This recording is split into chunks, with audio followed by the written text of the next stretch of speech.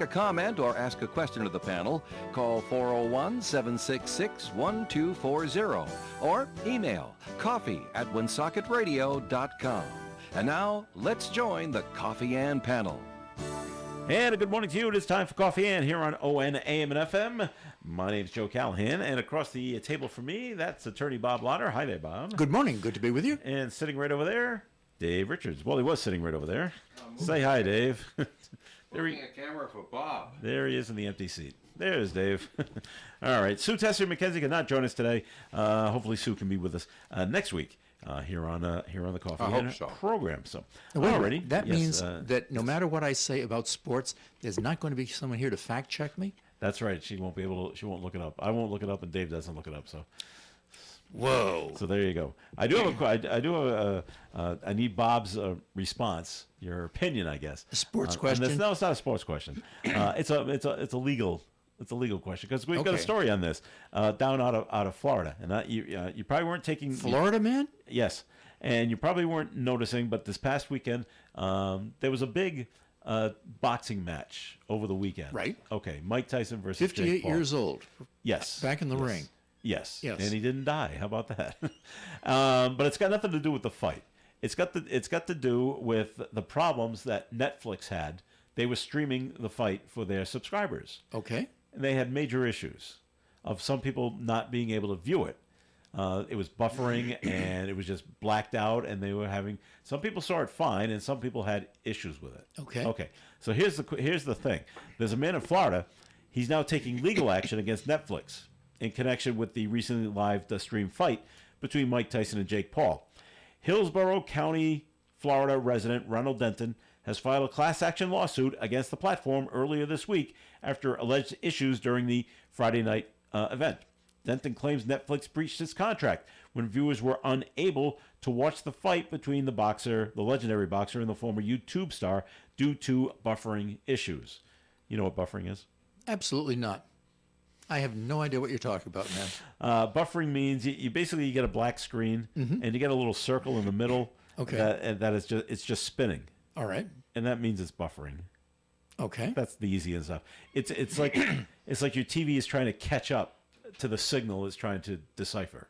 All right. So and then while it's doing that, you can't see the fight. You're waiting. Is the problem with your television set, or is it the broadcasting of the fight over Netflix? The problem is with the Netflix people. All right. Now, thousands of people have complained about facing similar problems with this buffering issue.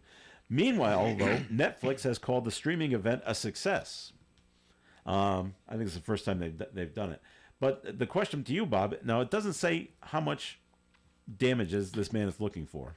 When you file, what are you usually looking for when you file a class action lawsuit? Well, class action lawsuit is when you bring together a whole lot of plaintiffs who have a similar claim against a defendant. Okay. And they're looking for the recovery of damages to all the people who are involved. So your amount of money in a class action lawsuit is in part going to be based upon how many people you have in the class action. If you had 100,000 people and each one was saying, it was worth $1 to me, then you're suing for $100,000 plus various costs that would be attached to that, attorney's fees and things like that. So it would be based on how many people you basically had in the class action. If it's you and your brother across the street, you're probably not going to be a class action because you're two identifiable plaintiffs. But when you have a large number of plaintiffs, that would constitute a class action. Now, I get a question back on the fight itself. Okay. When I hear of Mike Tyson's name, I often think of Evander Holyfield and his bitten ear. Yes. Was that in a fight that involved Mike Tyson? Yes. Oh, it was? Yes. All right. I watched that fight happen. Whoa. Okay. Yeah, bit his ear twice. Wow. Who won this particular fight? The young guy, Jake Paul. All right. They went 8 rounds. He won by decision. That's pretty darn good for Mike Tyson at 58 years old to withstand that kind of a frenzy. Yeah. Wow. Well, the way if you remember how Mike Tyson fought, he was a not a brawler. He was a bruiser. He hit hard. Right. And he looked to come out and knock you out in the first or second round. Okay. And that's what he tried to do here, because that's his style. Right. And after the third round, he hadn't knocked him out. He was out of gas. Oh. So okay. now I've got nothing. Yeah, I can stand up, but all my power is gone.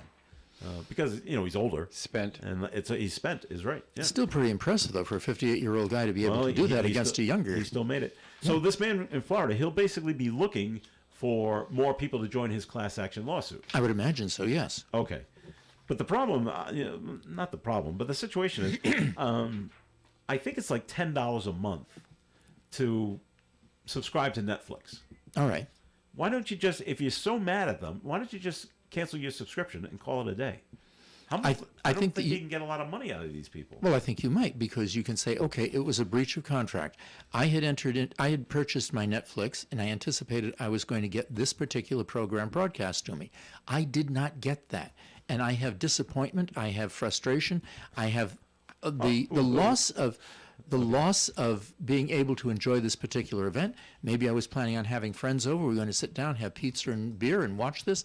This did not take place. I think there's elements that you can add on to that. Oh, but you get a free month from Netflix. We'll give you $10 back, okay? You know what? When you walk into that lawyer's office, they're not going to be giving you the free magazines in the waiting room, man. They're going to be ushering you out into the parking lot and say, we really don't need your assistance. Dave, you're looking at entirely, I'm looking at it. Oh, yeah. Oh, boo-hoo, you missed the fight. Well, yeah, I know you're probably looking forward to it. It'd be the same thing if I missed, like, the Super Bowl or like that. But, Dave, you want to weigh in on this? I mean, absolutely. It's $10 to subscribe to Netflix. Let's say it's $10, and maybe a little more. Right. Do you just say, okay, you get a free month, and then let's call it a day?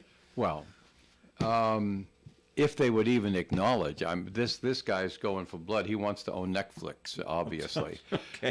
with this little problem. This stunt.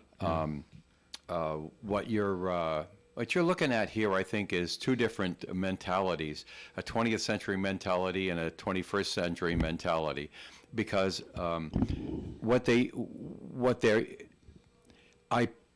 let me see if I rephrase this a little bit differently. If I were Netflix, the first thing, because of what Dave Richards knows about streaming television, like I've been doing it since '98.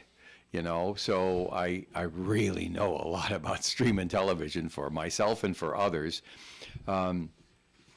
There are so many so many ways to screw up reception on the streaming television.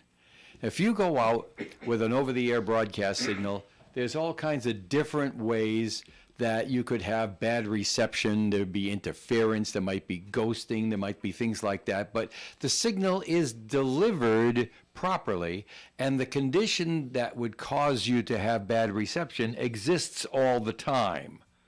So if you're an over-the-air broadcaster, then you're really responsible for delivering it out right the first time.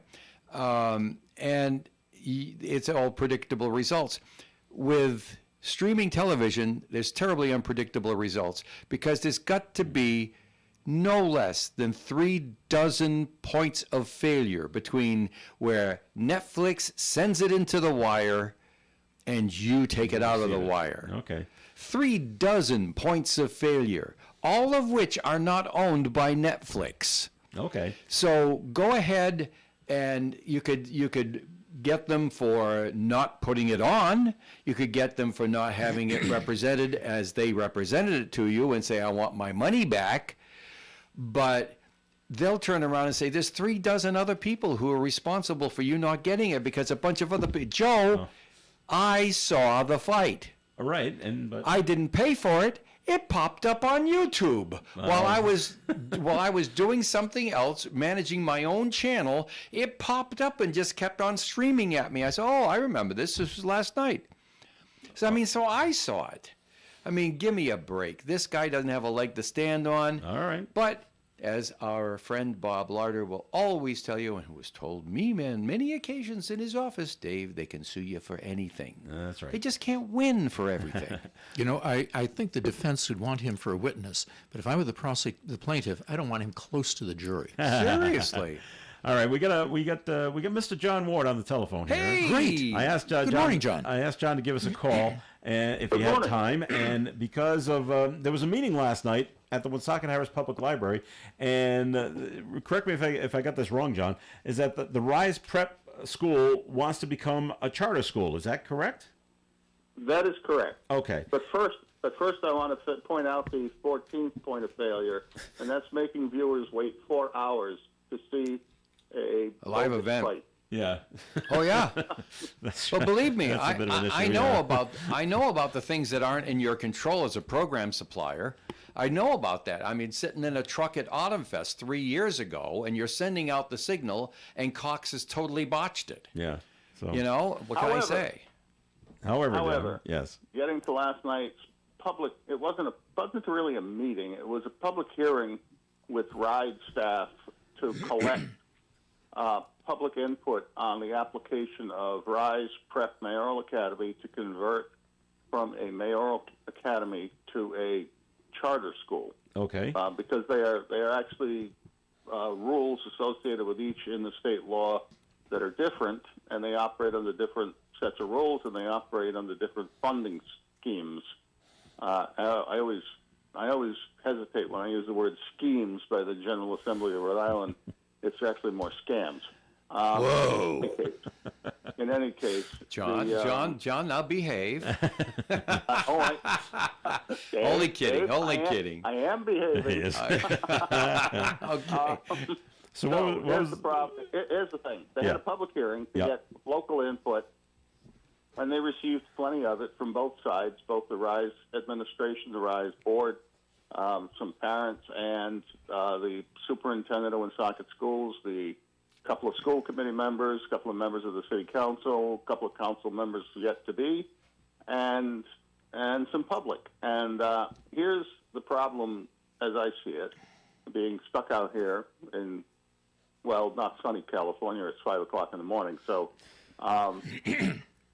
not being able to attend. But what I've learned and what I saw by watching the video that Pat Ford did was that by converting from Mayoral Academy to charter school based on how they wrote the laws funding education right now, as a charter school next year, for the 497 students that they enroll that are Woonsocket residents, the city school department's budget, I'll call it the municipal school department, will have to pay tuition, an increase in tuition of almost $550,000 for the students that attend that school for the RISE Prep charter school to operate. wow. And as Mayor Beauchamp pointed out at the hearing, they'll use the money to hire more teachers because they need more teachers to deal with the students they have. Mm-hmm.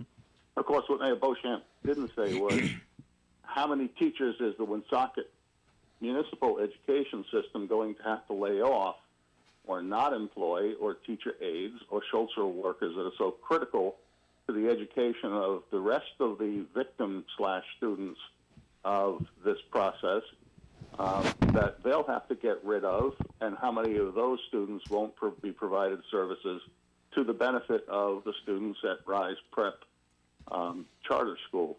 And I think the thing that's really turned this into a real circus, a real frustrating circus, is the fact that this public hearing was not learned about through a public advertisement or promotion by the Department of Education or RISE Prep. It was learned of through a commissioner's weekly memo that gets distributed to school districts, and in it mentions this application had been received, and a public hearing would be held in Woonsocket on November the 20th at 5 p.m. At the library. It's not a meeting of the board, so it's not a legal body that has to comply with posting requirements. So it was as close to being a secret meeting as you can possibly have. And I think it's intentional because when you look at the RIDE website to find out about charter school activities, you have to go 3 menus deep into their website in order to even learn of these things related to charter schools. It's not advertised. It's not promoted. So the only people who would have known about it would be the people making the application, that being the RISE Prep board, of which the mayor is chairman, and people like Deputy Chief Caloro is a member. John Egan's a member, who was a member of the Woonsocket Housing Authority Board. And interestingly, and very disturbingly, the application was filed at the end of July To make the change? Okay. to make the change. The RISE Prep website, if you look at it today or yesterday or a week ago, already called themselves a charter school, no longer a mayoral academy. So does that make it a done deal? Well, it doesn't make it a done deal, but Okay. it's almost as if it's like, they can complain all they want. They'll pat them on the head and send them on their way and say, you're short $550,000. Oh, I'm so sorry. Go figure it out. Yeah. John, can you there's- step back a bit for people who aren't as educated and tell me what's the difference between a mayoral academy and a charter school? Some of the rules, one of the ones in particular is a charter school is fundamentally bound by many of the same rules that operate a school district. For instance, they can vote to unionize. They are subject to tenure provisions. The teachers that teach there are members of the state's teacher pension system. Mayoral Academy is not bound by those rules. They do not have teacher tenure. They do not participate in the state teacher retirement system, so their burden of cost for contribution is much lower. They can turn over teachers and hire new ones at a lower rate at will.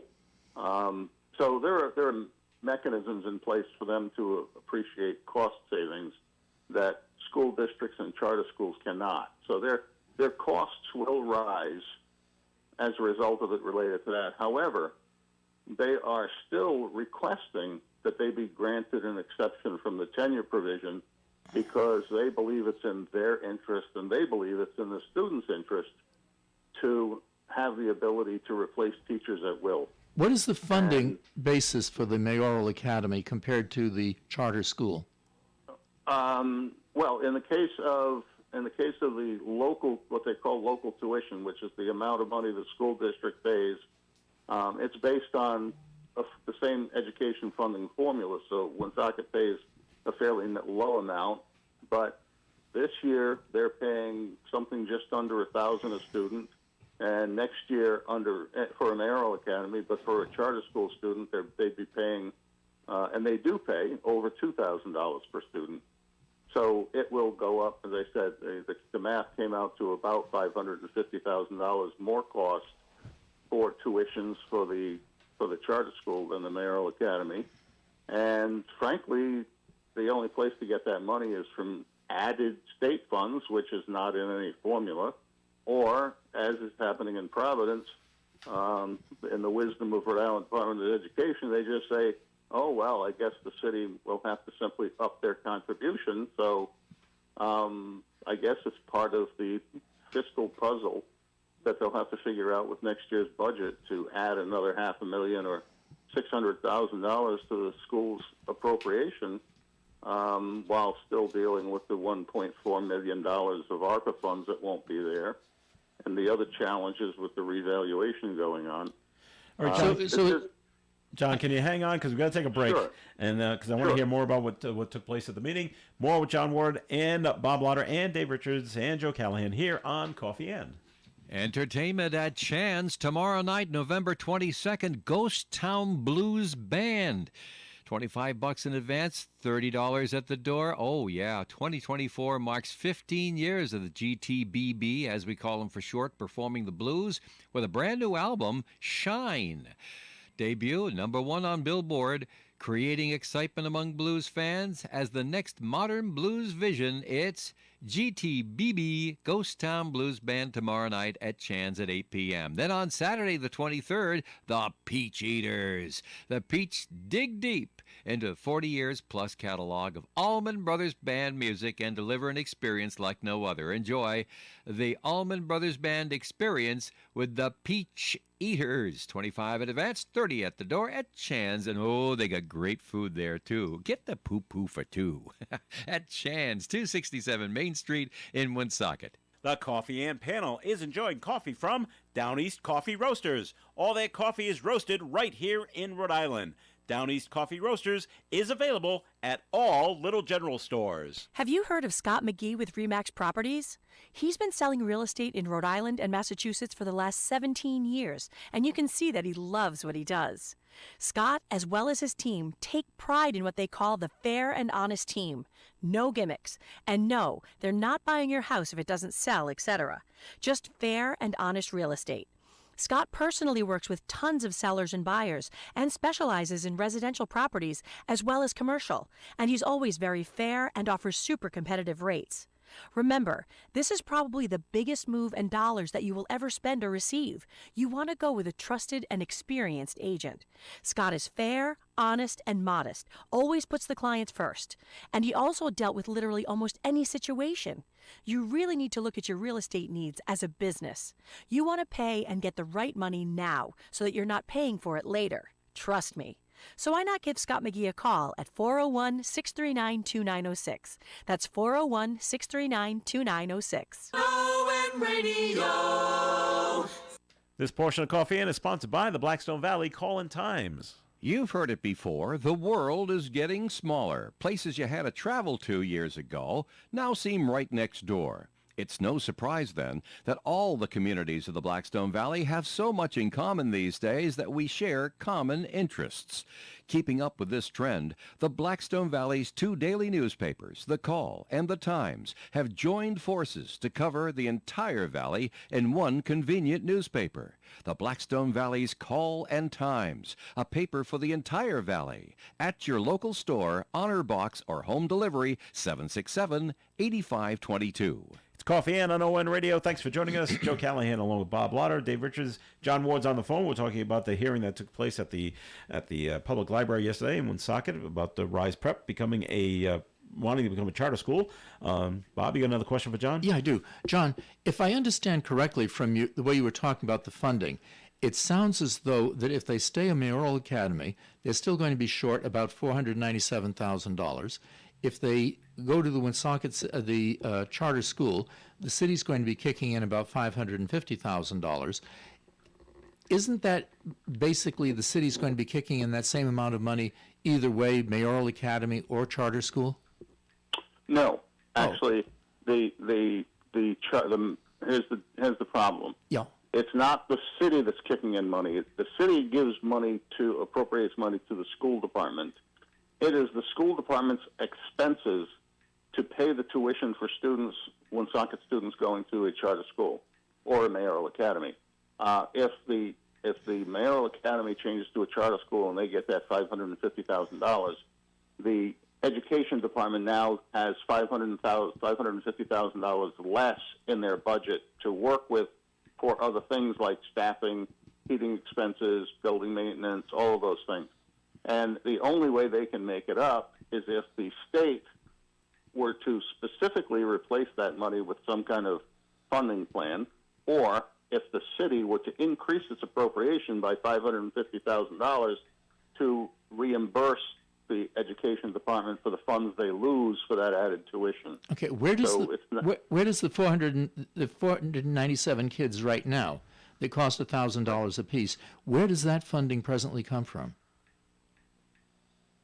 That comes out of the education department's budget. They currently they have an expense line for tuitions to other schools, and it covers charter schools and mayoral academies. All right, because so they currently send some kids to Beacon Charter School, too. All right, So yes, they pay tuition as an expenditure. but the amount of the school department pays tuition as an expenditure to the mayoral academy. If it becomes a charter school, the school department is still going to be obligated to pay an expenditure for the kids who are now considered to be charter school students. Yeah, yes. And the amount of money is almost the same either way. No. No? Well, one way is... Yeah. No, the school department will end up spending $550,000 more out of their budget into the budget of the charter school as opposed to the mayoral academy. And in doing so, they have $550,000 less resource to operate the schools they currently operate using that $550,000. But they're paying money right now for the mayoral academy. will they still have the obligation to pay the Mayoral Academy even if it becomes a charter school and then throw in another $550? Yes, they will have to pay $550,000 more to Rise Prep for the same students. But if the Mayoral Academy becomes a charter school, why is the school department paying them as a Mayoral Academy in addition to paying them as a charter school? No, they're not. They would not pay for the 497,000 kids, Yeah. 497 kids.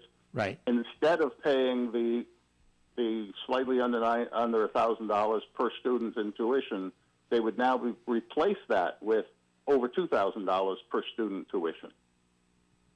So they're not paying for the Mayoral Academy tuition and the charter school tuition. They would stop paying Mayoral Academy level tuition and have to replace it with a charter school tuition. It would be similar to you trading in your 76 Buick that you're paying $50 a month for and buying a 2022 Cadillac that you're paying $110 per month for. Okay, I like the 57 Buick, you're not keeping both and paying both. You're getting rid of one and paying for the other. Okay, And not having a choice about it. all right. Going back Not then having a choice about it. to a couple of things. Who is pressuring or presenting the concept of changing from Mayoral Academy to charter school? Is that the city this was- that's doing that, or the Mayoral Academy itself? Oh, good Lord, no. This was like secret society stuff. The Mayoral Academy board made a choice to apply for this status because, frankly, I think they've overspent their budget on facilities and they can't afford staff. But the point is, they cut together, and in July they filed this application with the Rhode Island Department of Education and notified nobody except the Rhode Island Department of Education. Okay. As a matter of fact, this is the most disturbing part about this, and please don't think I'm making this political because I just don't operate this way, so I don't understand why it's acceptable otherwise. But the mayor of the city is the chairman of the board for the Mayoral Academy. Now, He signed the application in July. And despite all of the claims of transparency and wanting to communicate with all the people involved in city government, he never once communicated the fact that he was going to be changing the school department's budget by $550,000 before the election. who makes the It was decision? out there since July. Who makes the decision And- as to how this gets done? The Commissioner for Education will evaluate the input from the public and the application and will choose as to whether or not she recommends it to the full Board of Education. And they will then take a vote to decide whether that will take place or not. For the people that showed up at the hearing last night, what was the majority? Were they for or against, John? I think it was probably a coin toss, probably 50-50. Okay. There were the Rise Prep advocates, and there were the city people that have to deal with the fallout that will come from this. Now, Okay. Thursday was But I just want to finish my thought on this. Yeah. You know, we've heard, and I was one to argue the same thing. I want transparency. I want everybody to be open about everything, and yet this was kept secret during the entire election cycle. Not a word was spoken. The mayor never spoke with the superintendent, never spoke with the school committee members, never informed the council. Not that really we needed to know, but you would think it would be as a courtesy. Oh, by the way, school department, next year, if this application goes through, it's going to cost you $550,000 more in tuition. And I just want you to know so that you can consider what's coming when you plan your budget. But there was none of that. There was none of this transparency that's bragged about so much. None of this openness. None of this let's talk to each other all the time so we can communicate. No, it was keep it secret. RIDE kept it secret. They waited till November 20th, 2 weeks after an election, to hold a public hearing and announce this thing was even coming. And they did it in such a clandestine way that people had to accidentally trip into knowledge of it because they keep those secrets of charter schools so deep in their system that they try to make it so the only people who will show up at the public hearings will be advocates on behalf of accepting the proposal. And so I think it's an intentional design by RIDE to keep this out of the public's view because they know there will be backlash. And quite frankly, what they have done in this case is they have unleashed the rage of several of our General Assembly delegation who will be at the State House come January, making this a mission to stop this stuff from happening. Because it's legal, it's certainly understandable. I think they must have done simply a bad job of managing their finances because they were buying building space that they couldn't afford with what they were trying to do. They could not attract enough students out of the suburbs, and so they're turning their school into eventually to be an exclusive Woonsocket school, not a regional school district, because the other two communities are dropping out. And I find it, frankly, as a public official for the next couple of weeks, I find it unacceptable that the mayor was keeping this secret, and I don't know how he could possibly deny he was keeping it secret. He didn't share it with any school committee members or school administration, never announced it publicly, never released the application to the public, and waited until after the election to even have a discussion. Whether it would sway any votes, who knows? I don't know. I just know that he kept the secret. He's the chairman. He has two people on the board, one who was the deputy chief of the police department, who also never said a word. And there you have it. Now we're at the point where the commissioner has to consider it. Public comment can be received at the State Department of Education if you can dig deep enough into their website to find how you respond with public comment. Good luck finding it.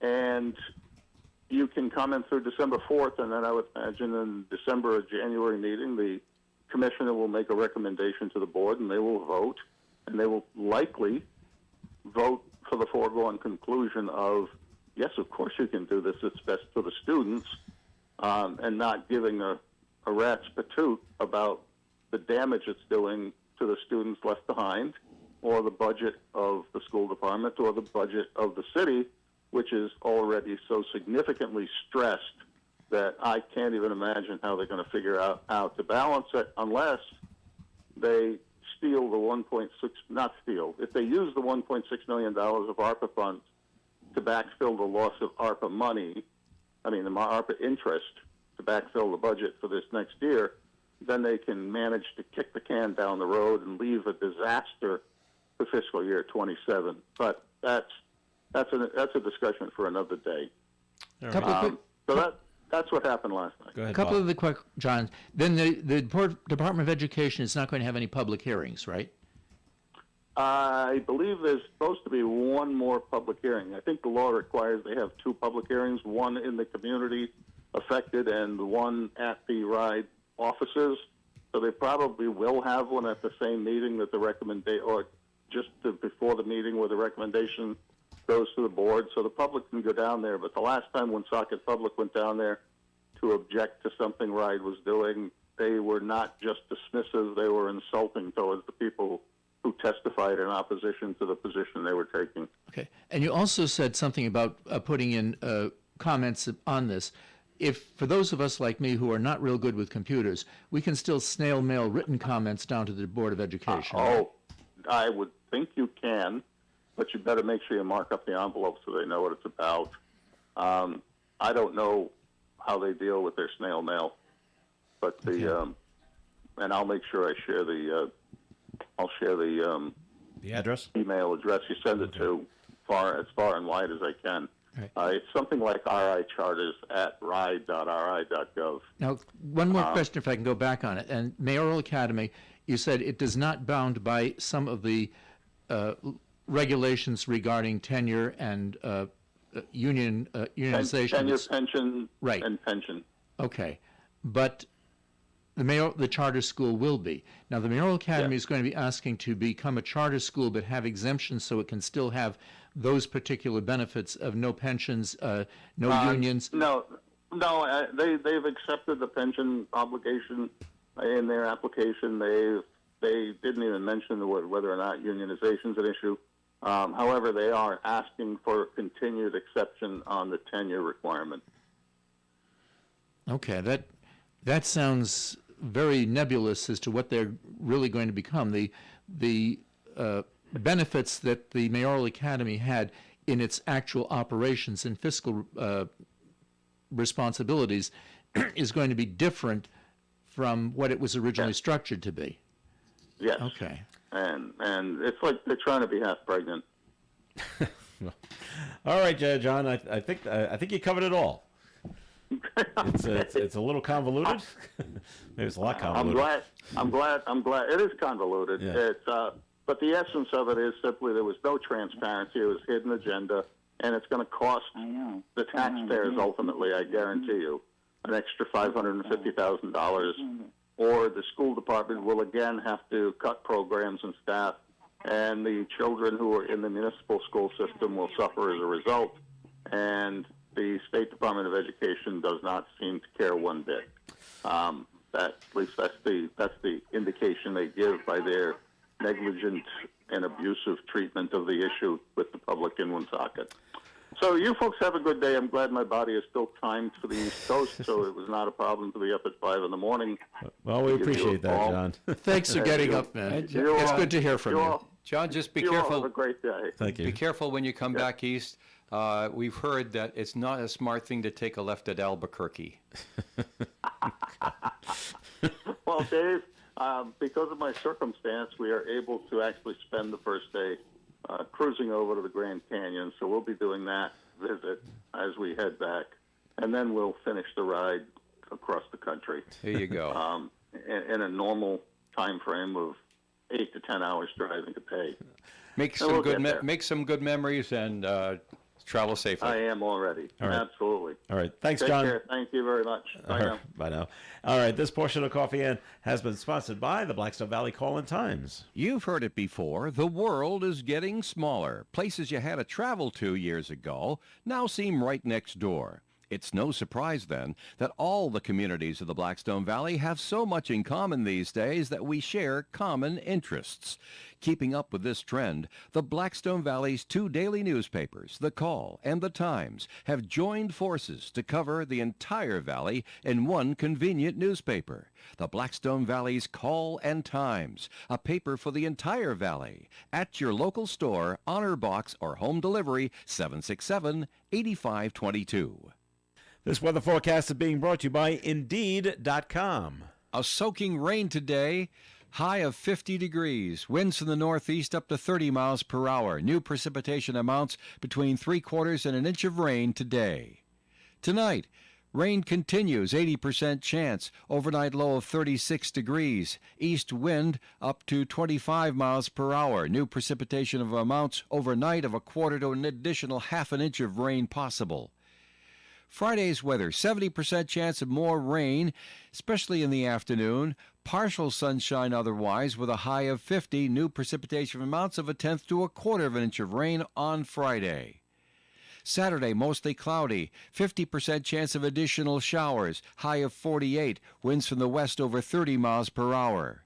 Sunday, mostly sunny and 51. Monday, sunshine and 54. Tuesday, partial sunshine and 54. And on Wednesday, sunny skies, high of 46. Outside the Navigant Credit Union broadcast studio at the corner of Park Ave and Kennedy Street, cloudy skies. We understand rain is in the area. We also have 45 degrees. Looking for quality candidates this year? Look no further than Indeed. Their video interview tool takes the hassle out of virtual hiring. Visit Indeed.com/credit. You know, when you're paying the right price for protection, you just know it. It's that warm, fuzzy, totally secure feeling, knowing that you're not only getting great coverage, but you're also not paying too much for it. And when it comes to your insurance, there's no one better at getting the right price for your protection than Allstate agents Kara and Celeste Benjamin, because they know when it comes to your bank account, every penny counts towards something bigger, something better. Like a nicer car, that home update you've been dreaming of, or a phone that's fresh out of the box. Those little or big things that we work so hard for. And Kara and Celeste Benjamin want to help you work a little less by getting you the coverage you need and the savings you deserve when you switch to Allstate. Contact Kara and Celeste Benjamin at the Benjamin Agency. One agency, 2 locations in North Smithfield and Bellingham. 765-5000 for a free quote today. Allstate, you're in good hands. And you're in good hands with Kara and Celeste Benjamin at the Benjamin Agency. Savings vary based on the average annual savings reported by new auto customers surveyed in 2019 who switched to Allstate. Krakow Deli Bakery Smokehouse offers authentic homemade Polish food to make your next meal special. Try our many varieties of hot and fresh pierogies with onions and what they call dirty sour cream. Or pick up gołąbki, kielbasa, babkas, or some fresh rye bread. We also offer a large selection of specialty and imported foods. Open Tuesdays, Thursdays, and Fridays, 9 in the morning till 6 p.m., Wednesdays, 9 a.m. to 5 p.m., Saturdays from 8 to 5 p.m. It's Krakow Deli Bakery Smokehouse. Follow us on Facebook and learn about our weekly specials. Located at 855 Social Street, Woonsocket, Krakow Deli Bakery Smokehouse has all the authentic Polish foods you love. It's Coffee In on ON Radio. Thanks for joining us. Joe Callahan here with Dave Richards and Bob Lauder. And Bob, time for our first message from your law office, please. Thank you. Good morning. This is Attorney Bob Lauder. The fact that there are 5 Thursdays in November this year brings to mind the Thanksgiving controversy which took place back in 1939. And no, despite the sly marks of my good friend Shirley Ayers, I was not personally present at that time. No? No. November 1939 also prevented 5 Thursdays. And since the days of Abraham Lincoln, it had been traditional to hold Thanksgiving celebrations on the last Thursday of November. But in 1939, in an attempt to lengthen the Christmas shopping period, FDR decided to move Thanksgiving to the 4th Thursday. The cries of objection were ear-shattering. Although this was before the days of immediate internet communications and live television broadcasts, there were continuous radio coverage and the U.S. mail to express disdain for the move. It began with a telegram from the worried president of the Ohio Chamber of Commerce, which had scheduled its annual meeting on the 4th Thursday, and it would have to change the date. And it crescendoed through the Washington Federation of Churches, the Carnegie Endowment for International Peace, the National Dry Goods Association, colleges whose major football games are traditionally scheduled to take place on Thursday, and thousands of citizens either in favor or in opposition of the change. The result?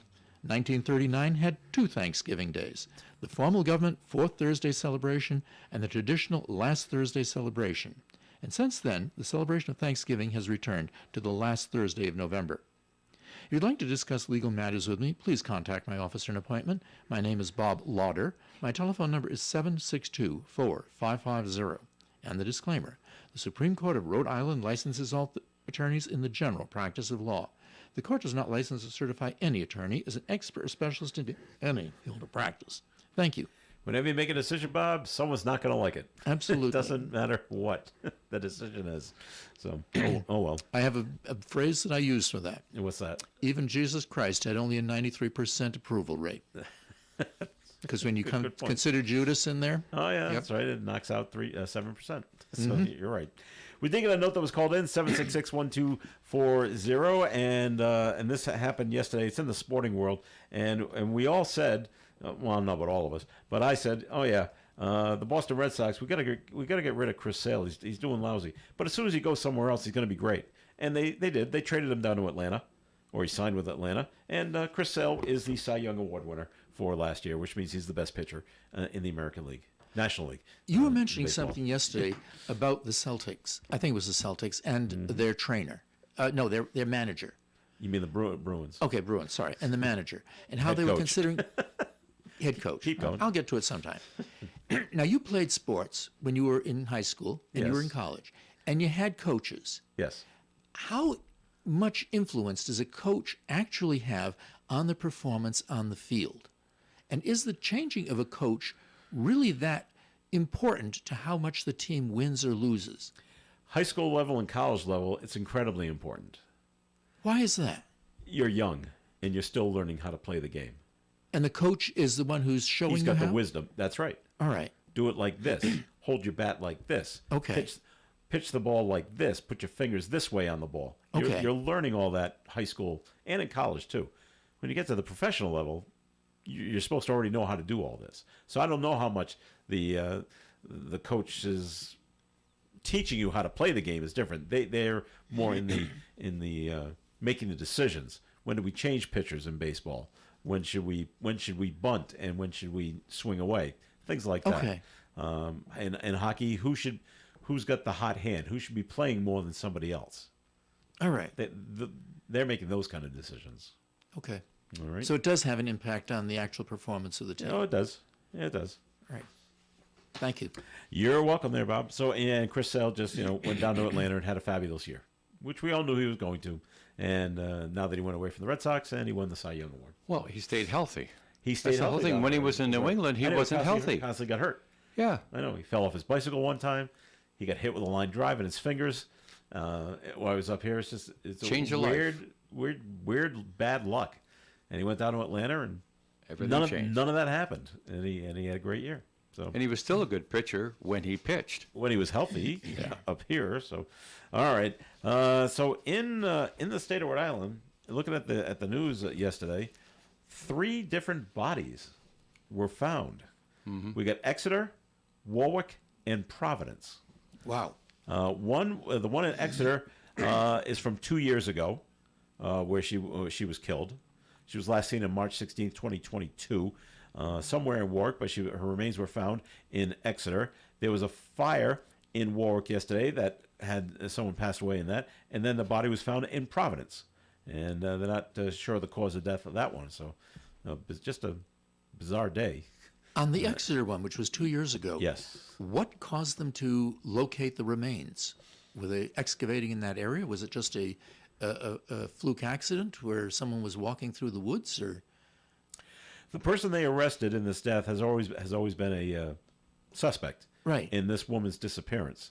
How they found it yesterday, we're not sure. Speaking to reporters after the arrest, the woman's family spokesperson said, quote, "It happened exactly the way we thought it did, where we thought it did, and by who." So they always thought that she was in this part of Exeter, Rhode Island, and the family says we were right. Although why it took 2 years, a little over 2 years to find her, I don't know. Yeah, if they knew the area or thought they knew the area, I'm surprised they didn't go out with cadaver dogs to try and locate the remains that way. I don't know. Wow, It's bizarre. So sure is. all right, we've been running late because we were talking to John Ward, and Bob has got to get to court. He's got the legal stuff to do down there, right, Bob? Once in a while. All right, so let's get a second message from your law office, please, and then we'll move on. Thank you. Good morning. This is Attorney Bob Lauder. Another case from the past that I'd like to talk to you about this morning involves the famous Cream Puff murders in Woonsocket. This case goes all the way back to 1916. The story began with Hattie Oakley and Henry Cassavant. Hattie and Henry had known each other for about 7 years, and after 2 years, romance bloomed between them.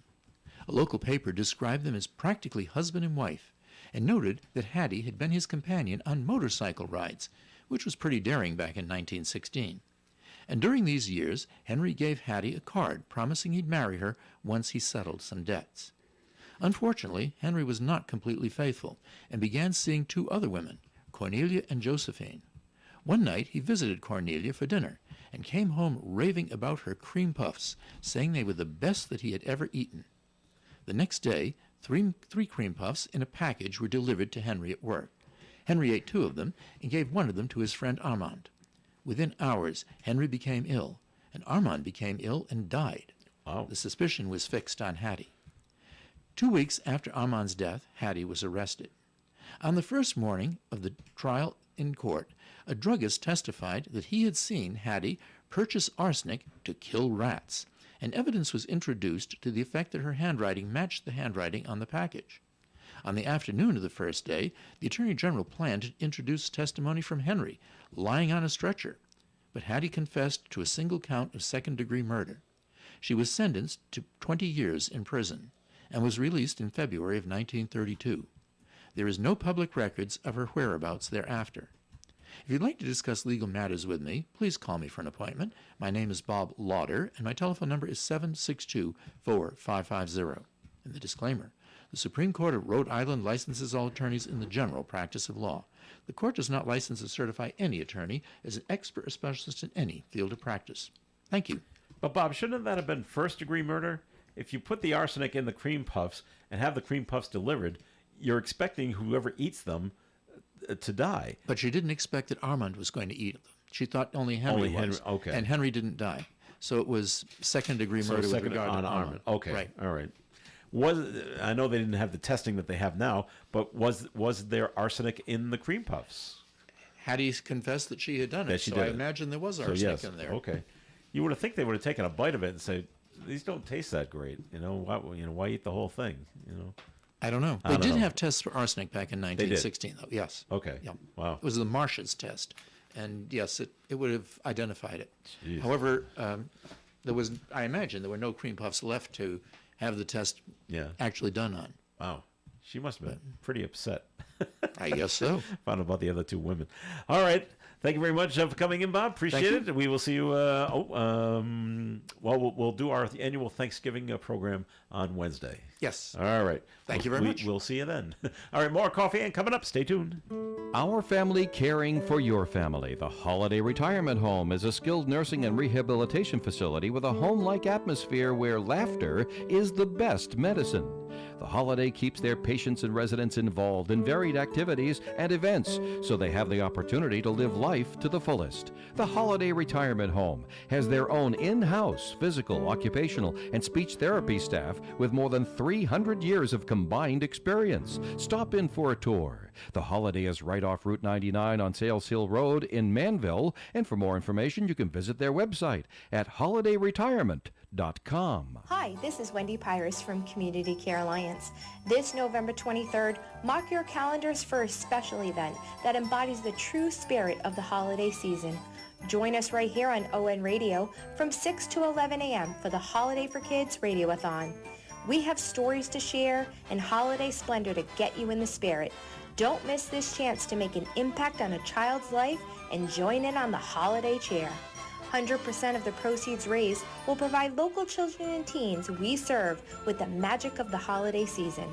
Tune in on November 23rd from 6 to 11 a.m. You can depend on us for public service. ON Radio. It's Coffee and on ON. Thanks for joining us. This is Joe Callahan here with Dave Richards. It looks, as we're live now on Thursday morning, it looks like the rain has arrived, Dave, here in at the corner of Park Ave, Kennedy Street, because I see the cars going by. Some of them are using their windshield wipers, so it looks like the rain that we so desperately need is here. Okay, so we got this story, Dave, but it doesn't tell you the whys. It just tells you this is what's happening, but no why, and it makes you wonder. It makes me wonder why, because there's a voice actor that's been with the TV show The Simpsons for 35 years.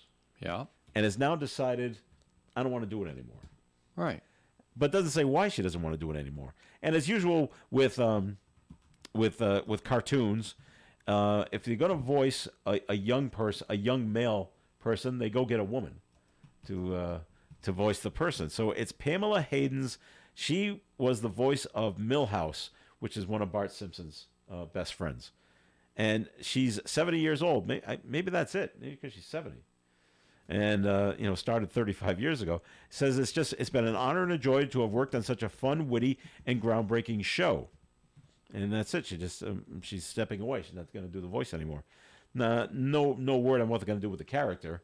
We'll have to see. Now, the character of Milhouse, the creator, Matt Groening, named him after President Nixon. Because Milhouse. Richard Nixon's middle name was Milhouse. And he chose that name because, quote, it was the most unfortunate name a kid could ever have. And Milhouse, good things don't happen to Milhouse on the show. So, unquote, by the way, on that. So, all right, so that's what's going on there. Have you heard about the issues that are going down in New Orleans, Dave, down in Louisiana? They have a different type of they have different issues with their schools, with their public schools down there, and they go to court because somebody They want to put the 10 Commandments in all public school classrooms. And it keeps getting shot down. Well, sure. Last week, There's a lot of division in the House on that one. Last week, a federal judge blocked the legislation, saying it was unconstitutional. The state appealed and lost again. This time, it was a federal appeals court that shot down the law. Civil rights group who filed suit on behalf of the parents argue the law is akin to a state-sponsored religion. Sure. So I actually kind of agree with that. So I don't think it should be in every classroom. So, all right. So that's what they're. Everyone's got their own different problems and their own different school systems, and that's what New Orleans is dealing with right now. So, all right. According to a new study, roughly 11% of Americans have high cholesterol. It's not a lot. 11%? That's according to a new report issued by the U.S. Centers for Disease Control and Prevention using data from 2021 to 2023. That's not much of a change from recent years, but the numbers were lower between 2000 and 2014.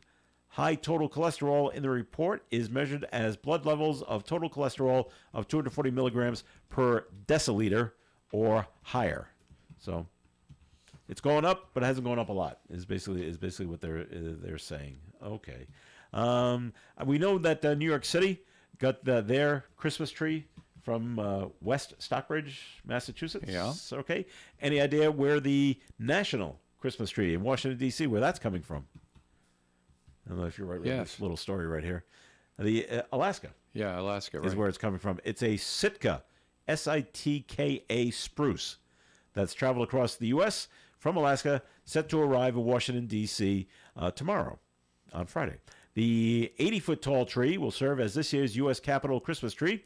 The U.S. Forest Service conducted an online vote to name the tree and wound up with the name Spruce Wayne. Yeah. Clever, huh?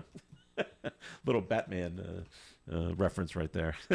The tree will be lit during a ceremony on the Capitol's West Lawn. That will be on December 3rd. And it's 5 feet taller than the one from Stockbridge. Is it? I couldn't remember how much taller that one. Yeah, that that was 75. This is 75 feet? 80. Oh, okay.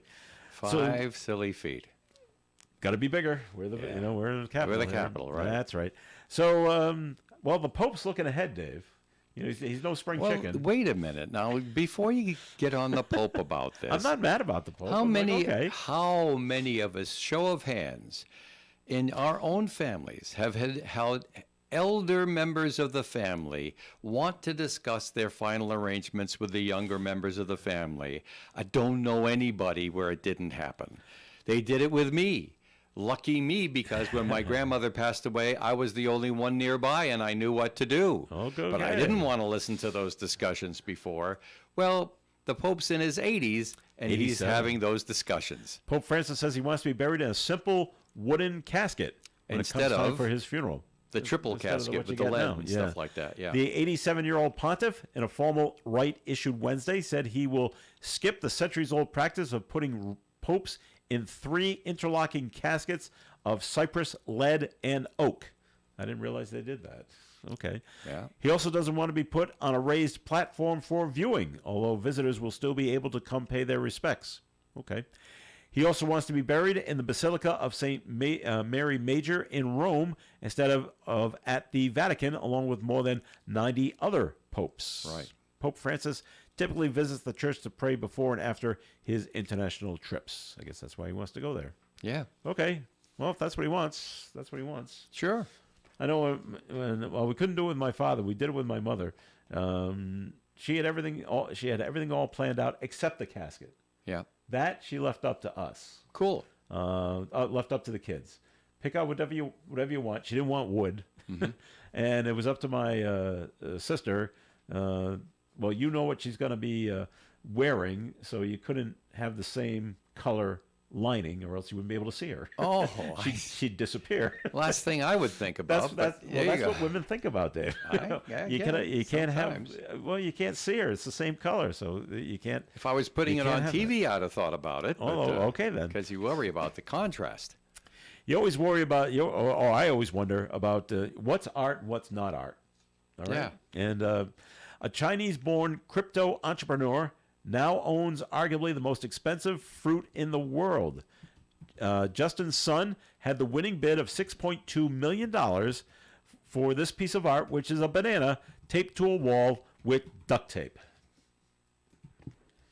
You know, and I couldn't draw. Yeah. I couldn't draw an animal in elementary school, and now I think I can do some art. If that's what art is. Well, all you had to do was can glue that. the banana there. Well, that would fall down after a while. I think duct tape. Duct This tape is one much, did. Did it? The Yeah. conceptual art piece was sold Wednesday night at Sotheby's Contemporary Art Auction. The artwork by Maurizio Catalan is called Comedian. I don't know why. Sun watched the bidding from Hong Kong and said afterward that in the coming days he'll eat the banana as part of this unique artistic experience. And then what? You just leave the peel on the wall? I don't Guess know. so. I don't get it. One thing I saw that was considered art was you get, and I could do this too. You get out a big white canvas, like 6 feet by 8 feet, all right, and then you get different buckets of paint, orange and blue and pink and yellow and green, and then you get a basketball, and you dip the basketball in the paint, and then you dribble. I've actually seen someone do this, and then I don't know when you think you're done. But when you've covered most of the canvas, Right. I'm done. And that's Art is never that done, art. Joe. Art is never complete.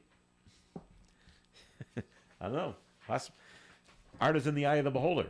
I guess. It is. So if I want a banana taped to a wall, that $6.2 million. What a deal. What a steal. All right. That'll do it for the show for today. Thank you very much for listening in. Always appreciated. Our thanks to John Ward, who called us in, talking about the Rise Prep hearing that took place on Wednesday night at Woonsocket Irish Public Library. Our thanks to Bob Lauder, who was here earlier, and our thanks to Dave Richards, who's right over there. Thanks for sticking around, Dave.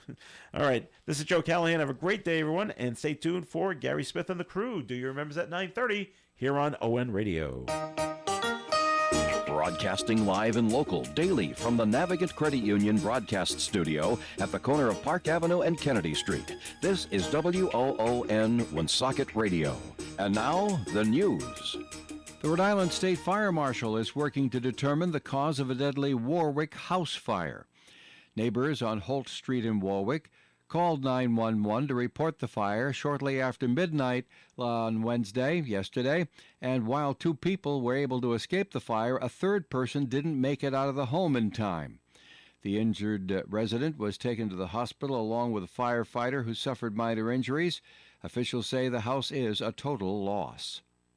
The body of a man was found at Conlon Junior Memorial Park in Providence yesterday morning.